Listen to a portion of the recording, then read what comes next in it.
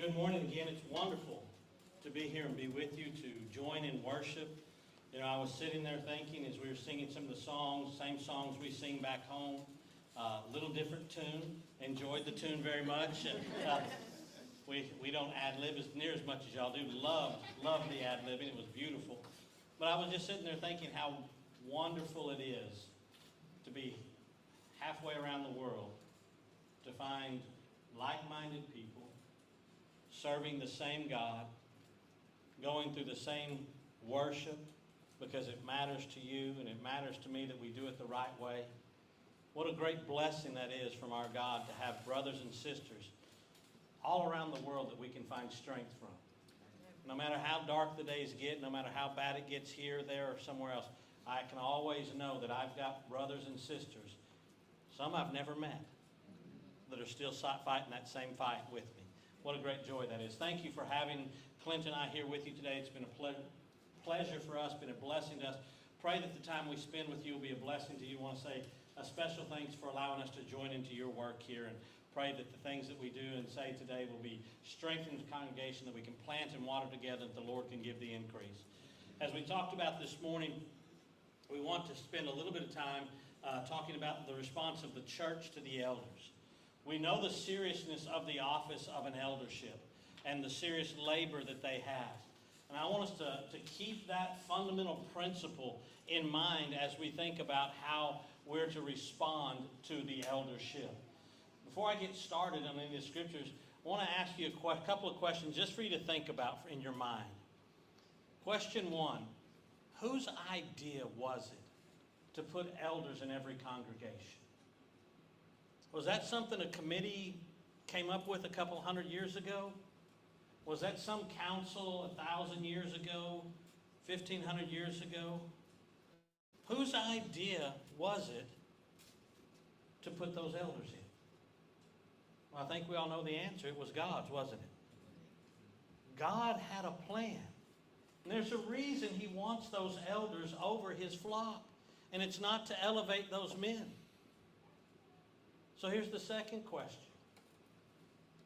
If it was God's idea to put the elders over every flock, and we fight and don't respond to them the way God called us to respond, who are we fighting?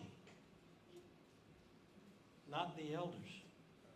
I want to remind you of a story in the Old Testament of a fellow named Korah. You remember what happened to Korah when he rebelled against God's anointed in Moses? The earth opened and 10,000 people died before the Lord because they were in rebellion against God's leader. I think that ought to humble us a little bit as we think about the kind of men that we want to put over us as elders, because there's an obligation that we have back to that eldership that God's going to hold us accountable to. We want men that care about the flock, that do this job willingly, not of constraint, but willingly, not for filthy lucre, but of a ready mind, men that are men of God, families that have shown the pattern of what it means to be successful, to walk as a Christian. Because our response to them is going to be what we're going to be responsible to God for. I want you to understand something about elders. Yes, we talked that they're responsible to make decisions and things like that. You know what job God did not give you and me as the flock? Is to judge the judgment decision of the elders. Guess what? I want to tell you something. When you get elders, they're going to make some decisions that are wrong, that are bad, that don't turn out positively.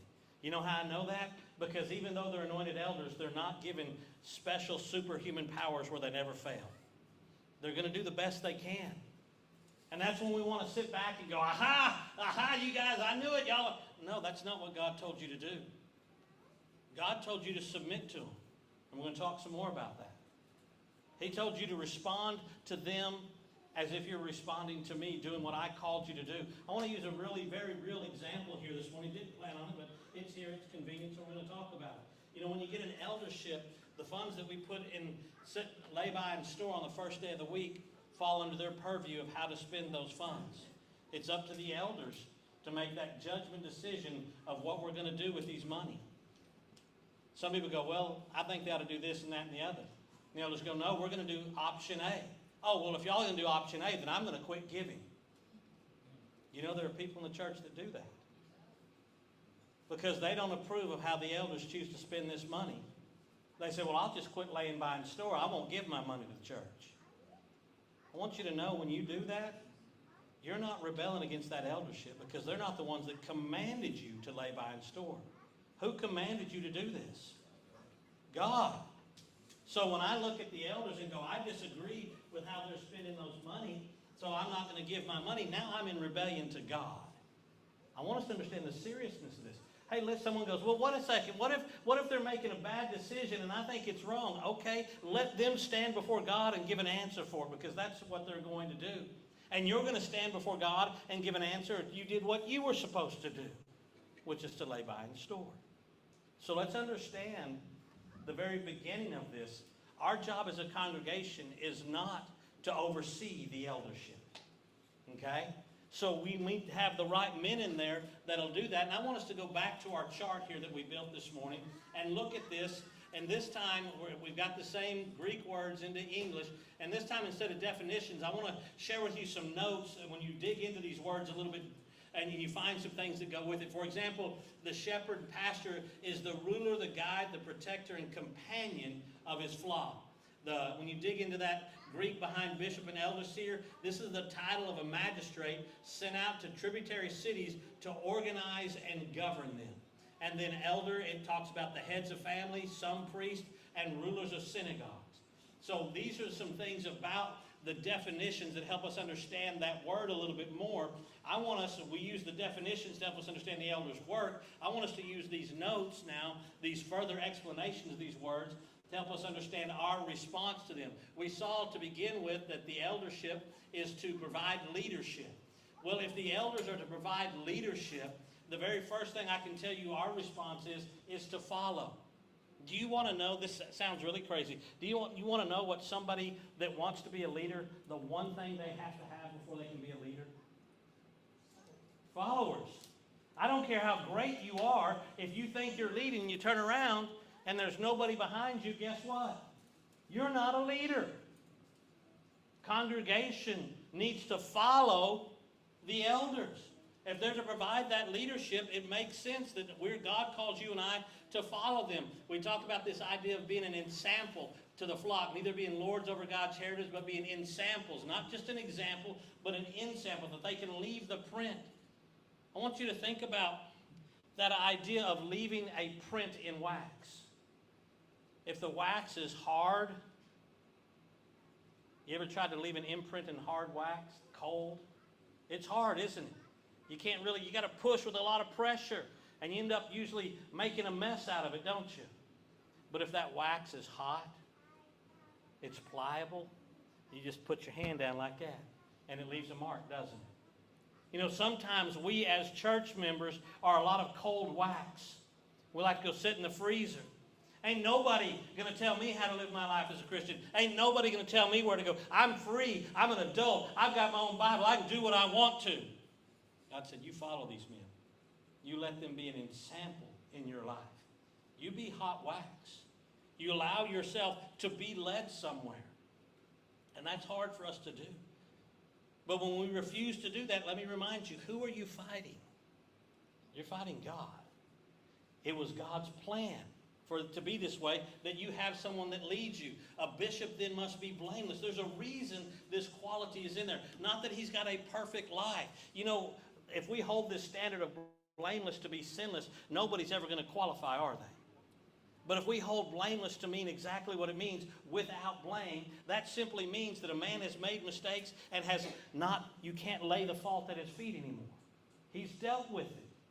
He's repented. He's dealt with the accusations against him. He's dealt with the shortcomings in his life.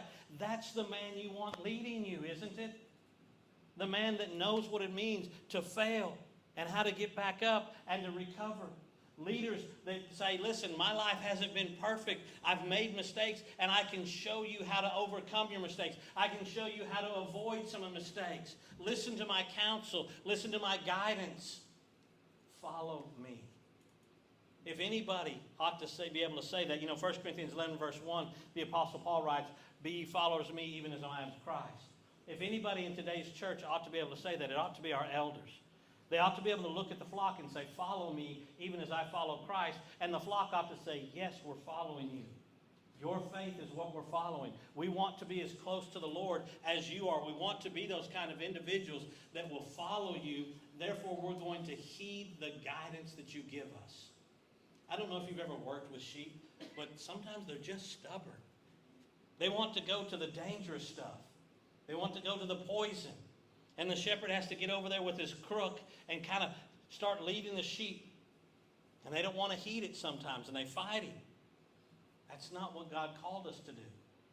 He said, I want these shepherds to be over you, to lead you, to guide you. So you need to not only follow them, but heed the guidance that they're giving to you.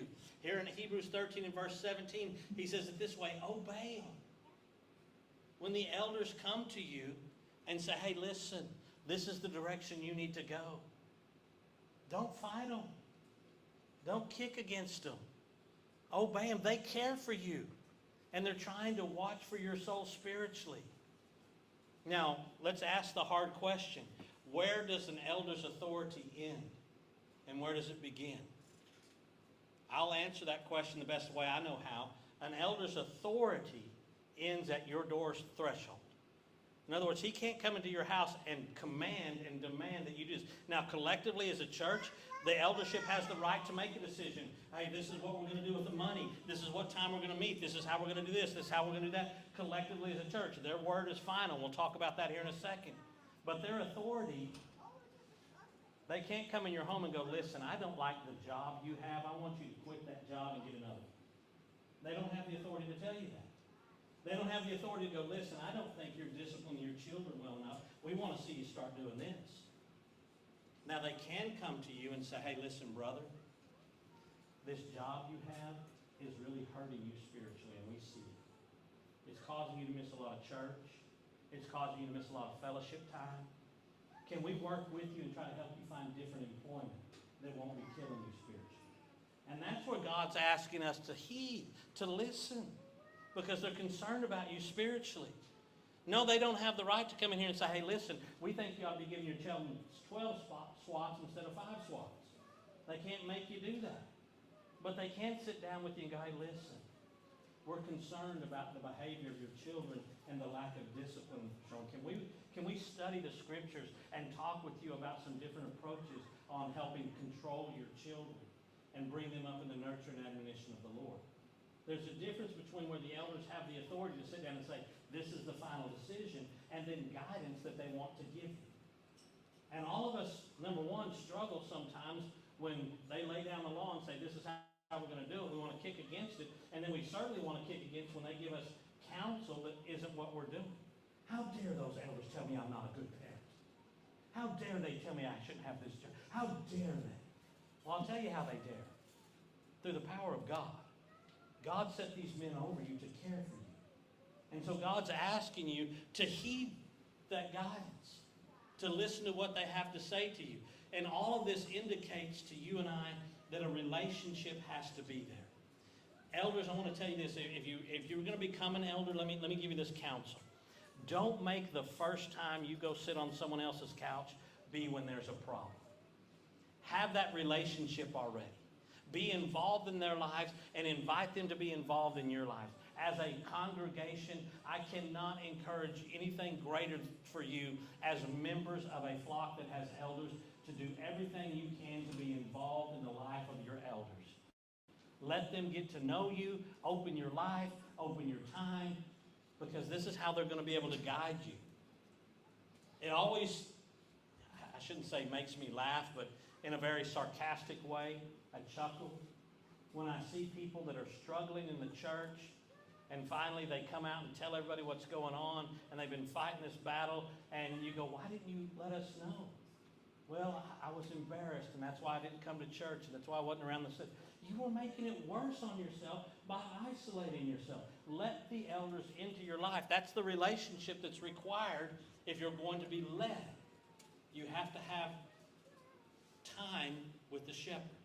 Can you imagine a sheep that won't follow the shepherd? He's probably 2 pastures over, isn't he? and not in the same pasture. Not only do we have to heed their guidance, because the second thing that elders are to do is to equip us. Well, if they're to equip us, how do I respond to that? And this is going to sound very simplistic, but it is, and it's be trainable. You ever tried to train somebody that didn't want to be trained? If you're a parent of a toddler, you know what I'm talking about. You try to tell them, hey, you got your shoe on the wrong foot, and they go, well, I only got one foot. It's going to stay this way. Right? You go, no, son, that shoe goes on your right foot. No, it's fine. And nothing you can do can convince them to change it. Makes you pound your head in the wall, doesn't it? Now think about the elders. They're going to be held accountable by God to train you to study, to train you to pray, to train you to teach, to train you to parent, to train you to fill whatever role in the body is your role. And all they got from you is attitude and headache. Don't tell me how to do this. Not your job. I don't have time for that. I'm busy. I work and I need family. I don't have time to be trained. How are they going to do their job if you won't allow them to do their job? The Bible says it this way here. Well, in Ephesians chapter 4, verse 11, he says he gave some pastors, some apostles, some prophets, some evangelists, some pastors and teachers. Why? For the equipping of the saints, for the work of the ministry, for the edifying of the body of Christ. Their job is to equip. I have to be equipable. That means I've got to be trainable. Guess what? I don't know everything. In fact, I always need to be, as a Christian, trainable by others. There may be things that you've learned and done and experienced that I haven't. Maybe I haven't, did it the wrong way, and you can help me. Maybe I can help you. But certainly to the elders who have the authority and the obligation to train, I need to be trainable. And to be very practical, not only is that about my attitude, but it's about my schedule. If I don't make time to be with the elders for them to train me, or maybe they don't do it directly, maybe they have someone else try to train me and I don't give the time for that, how can I be trained? I want to ask you this question. If you had a job and you had to be trained on that job and you refused to show up for the training, what would the employer of that job do? You wouldn't have that job much longer, would you? Yet we treat the church like garbage. We disrespect our elders and say, God, I know you're the one that put elders in the church, but I ain't got time for this training stuff. These people aren't going to train me. Shame on us. If we're going to have elders over us by God's design, then we need to respond by being trainable. We need to respond by growing. One of the greatest tragedies I can tell you in the church is to see Christians that are the same spot, spiritually speaking, year after year after year after year, that they're not maturing, they're not growing, they're not heeding the counsel of God, they're not being equipped by God's people, the elders, and turning that around and grow. Feed the church of God, he said in Acts chapter 20. That's the elder's job. So eat. Eat. I want to put a picture in front of your mind. I want you to think about this for a second. Imagine a dining table. Big, humongous dining table. Filled with every wonderful food you can think of. I won't start naming them because the food you like may be a little different than mine. But it's got everything on there. There's hardly an empty spot on the table. This table is filled with the most delicious and wonderful food. And there sits a person at the end of the table, and this is what they say. Oh, I'm so hungry. Oh, I'm starving. Oh, I need food. I need nourishment. What would you say to the person sitting at a table with all of this food that was complaining of being hungry? Eat! Pick up before. Oh, I know I should. I know that would really help. I know that'd be beneficial, but I'm just so hungry. And they just sit there and whine and cry about being hungry when all that food is right in front of them. You'd want to walk up and slap them back ahead and say, eat! May I present to you a congregation that refuses to be trained, that refuses to grow. An eldership that's doing its job of putting the food out there, organizing, overseeing, trying to equip you. And you're going, well, I'm just struggling as a Christian. I wish my family was a stronger Christian family. I wish my wife and I got along better. I wish our kids were coming up stronger. I wish I knew more about the Bible. I wish I didn't struggle with this. I wish I didn't struggle with that. I wish our church would be more effective at this. Table spread. Eat.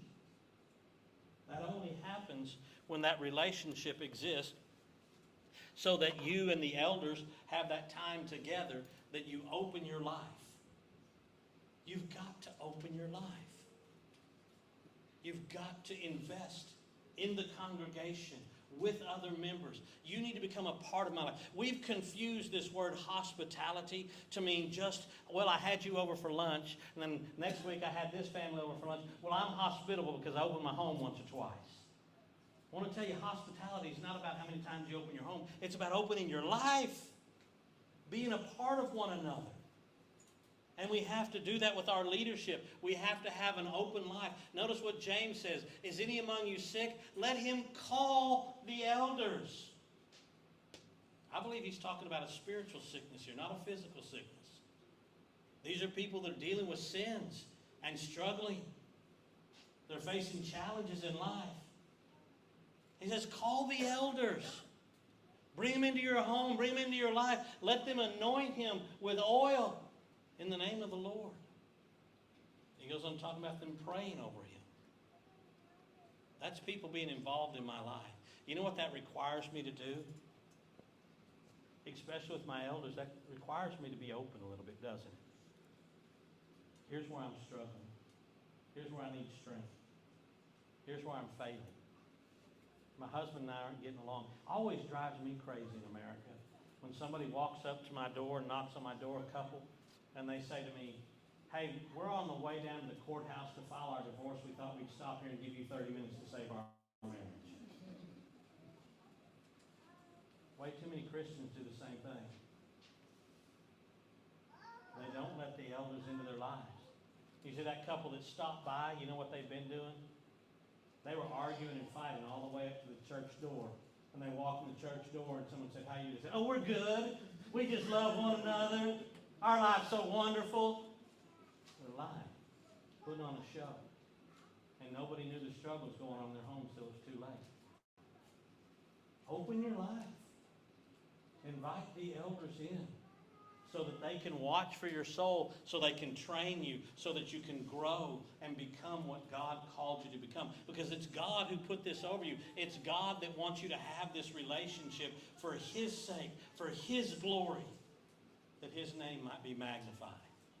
Lastly this morning, if the eldership is to be an authority, if that is, they're to make the rules as we talked about, I will tell you very simply what we're supposed to do as a congregation, and that is we're to honor them.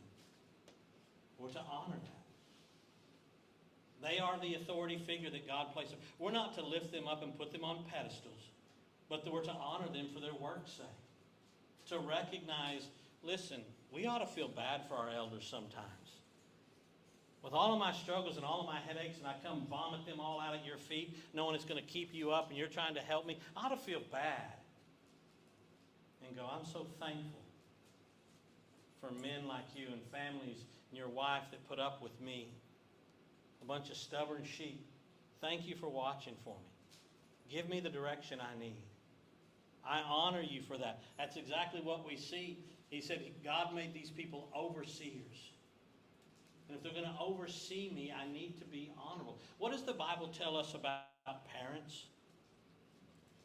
Honor father and mother, which is the first commandment with promise, isn't it? Now, what is an elder? One of the traits we're supposed to be looking at in an elder? What kind of father he was, isn't it? Isn't that interesting? God said, I want you to honor father and mother. And these men that I'm asking to shepherd you, I want you to look at the kind of father they were, because that's the kind of leader they're going to be to you. They're going to be to you like a father. So how do you treat your father? Honor. I want to ask you a question. When do you stop honoring father and mother? You don't, do you? Not as long as they're alive. You might leave mother and father and cleave to your wife, and the two become one flesh, but that isn't a command to stop honoring mother and father. And God said, these men that I'm putting over you in a position of authority, they're not there for their own sake. They're there for your sake. And you should honor that as they oversee you. That's why the Bible says, one that ruleth well his own house, having his children in submission. I'm to look to the elders much like I would look to my father. That these are men that are sacrificing for my sake. You remember when you were younger, some of you guys that are older, remember when you used to think your dad was a tyrant? That dad was just out of touch? He just don't get it. But you followed his rules anyway, even when you went in the room, slammed the door and griped, complained about him. Then you turned into a father and you went, man, my dad was right. That's the relationship God wants you to have with your eldership, is that of a father. To be able to honor the sacrifices and the service that they're rendering to you. But not just honor them, submit to them. Is that scary, ugly word, isn't it? Submit. None of us like that word, but I want to tell you, every one of us is called to submit to somebody.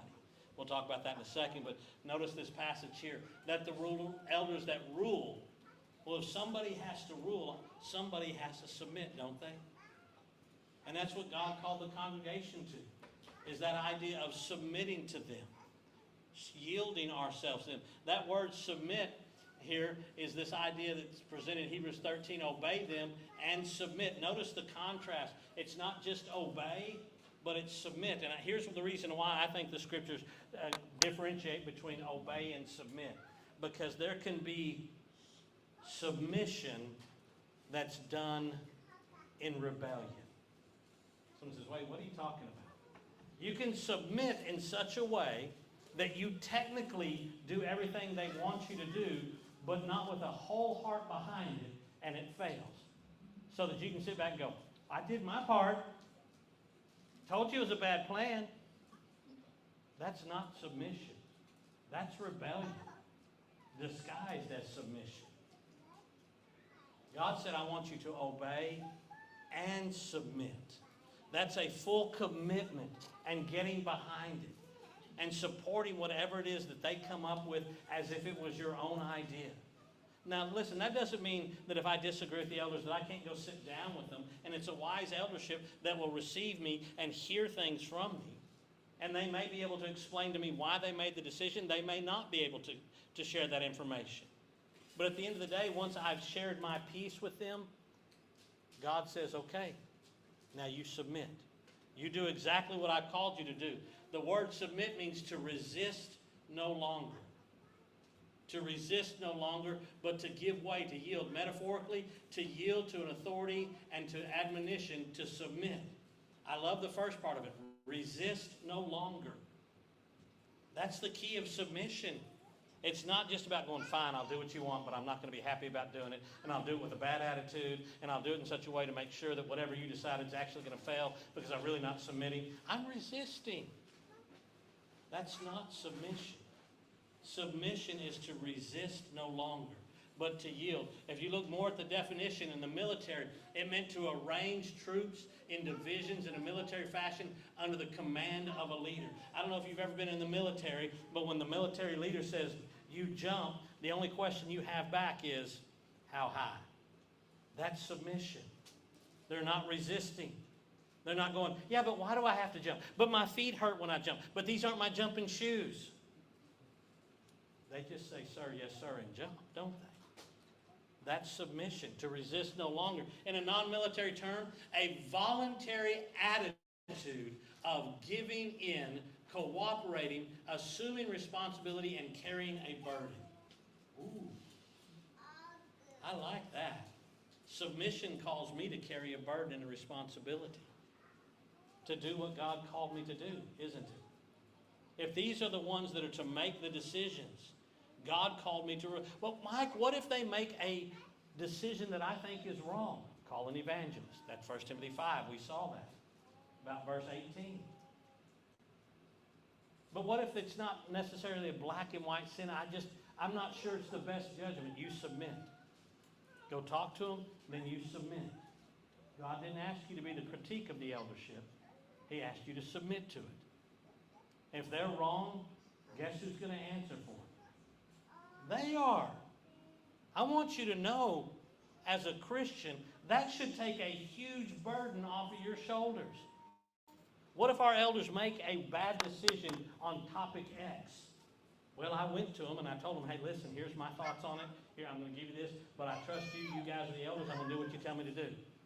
I think what you're doing is wrong, but I'm going to do what you want me to do. You know what I'm going to be held accountable for on the day of judgment? Did you submit to the elders like I called you to? You know what I'm not going to be held accountable on the day of judgment? Whatever decision those elders made. I'm not going to answer for that. You know who's going to answer for that? The elders. And I can sit back and go, that's your decision, you'll answer for it. My decision that God's given me right now is, will you submit or not? And that's the decision I'm going to answer for. And we need to understand that. If I think they're using the treasury wrong, I talk to them about it, I leave it with them, and then I ask, am I doing what God told me? Am I submitting to them as God told me to? Am I still laying by and storing? Knowing on the day of judgment, these elders will stand before God, and God's going to go, let's talk about that choice to fund abortions. That's a problem. I'm not going to have to answer for that. The elders are. And I need to recognize that. God never gives me the right to rebel against his elders. If they're in sin, he tells me how to handle that. An evangelist is to rebuke them in the presence of all. That's God's methodology. God's methodology doesn't involve rebellion. Have you noticed that? It's called us to submit to one another. And that indicates a relationship. And I want to tell you this. I keep coming back to this idea of a relationship. It's so much easier to submit to somebody when I have a close relationship with them and I know they want what's best for me. You know when it's hard? When I don't know them and they don't know me. When it's some nameless, think about it, some nameless, faceless CEO of a company makes a decision that us grunts way down here on the front line hear about, and we think, well, this is stupid. This is dumb. We shouldn't have to do this, and we fight it, don't we? But if we personally know the CEO of the company, and he gives us as much information as we can, and we trust him, and we know that he's looking out for us, we may look at this and go, that don't make sense to me, but I trust him. He's a good guy. I know he cares about me. I know he cares about my family. That makes submission easier, doesn't it? I'm going to tell you, if you want to grow in your ability to submit to an eldership, grow close to them. Invite them into your life and see their care and compassion for you. Because the reality is that this idea of submission is throughout Scripture. You know, as Christians to Christians in Ephesians 5, we're to submit to one another. All of us. There are times God calls me to submit to you and you to submit to me. And that's a reality. There are times wives are called to submit to husbands. Children are called to submit to their parents. Servants to masters. And members to the eldership. All of us at times are called to submit. And I want to tell you, the closer that relationship, the easier submission becomes. Because it's not about who's right. It's not about who's in the authority and who gets to make the final decision. Everything on the other side over here, the Christian, the husband, the parent, the master, the elders, know this. They're going to have to stand before God and give an account. And that's not fun. Understand the men that step forward and accept the burden of eldership are men that are willing to look at you and say, I love you enough and I care about you enough that I'll give an account to God for your soul. That's a scary prospect. And because they're willing to do that for me, I need to open my life and draw close to them. I need to honor them. I need to submit to them. I need to be trained by them. And enjoy the blessing that God is trying to give you. Whose plan was this again? God's. Who's trying to bless you with elders? God. Why fight it? Why not respond to God and to the elders the way God wants us to? Draw close to our shepherds. Open our lives to our bishops.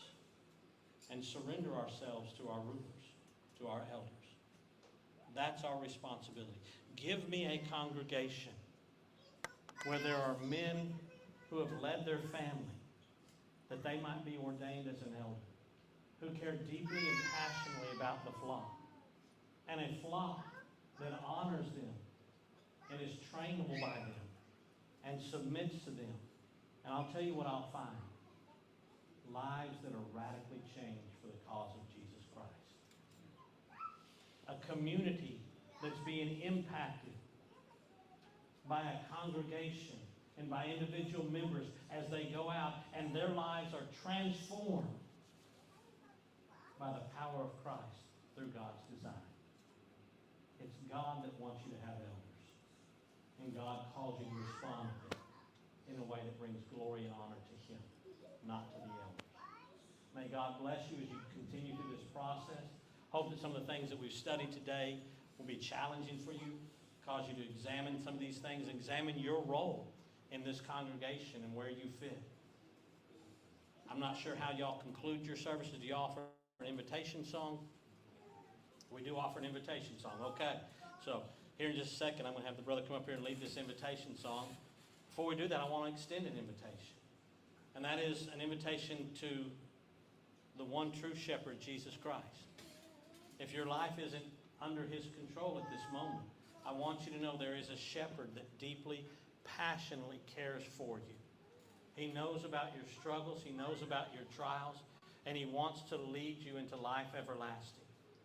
If you've never obeyed the gospel of Jesus Christ, been buried with Him in baptism, risen to walk in newness of life, Jesus Christ, the great shepherd, calls you today. But perhaps you've done that and you've gone astray. We talked about how sheep can be dumb. Sometimes we don't follow the shepherd's voice. And if you've done that and you're struggling, or if there's just battles in your life, maybe you're burdened down by trials and concerns, and you like the prayers of the church. Either way, I want you to know the great shepherd awaits. And here I want you to hear this from me. The invitation that I extend is not the invitation of Mike Hall or Clint Goodman or any of the churches in America.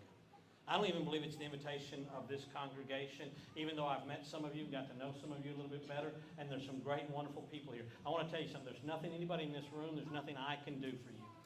So it's not our invitation. But there stands a man who overcame death, who can change your life even today. And the invitation is not by me, not by this congregation, but by Jesus Christ. He's inviting you now. If you have a spiritual need, He stands ready to meet that need. He just needs you to surrender. If we could help you take that need to Him, we'd be honored to be your servant in this moment. If you'd like to do so, we ask you to sit in the front row as we stand to sing the song.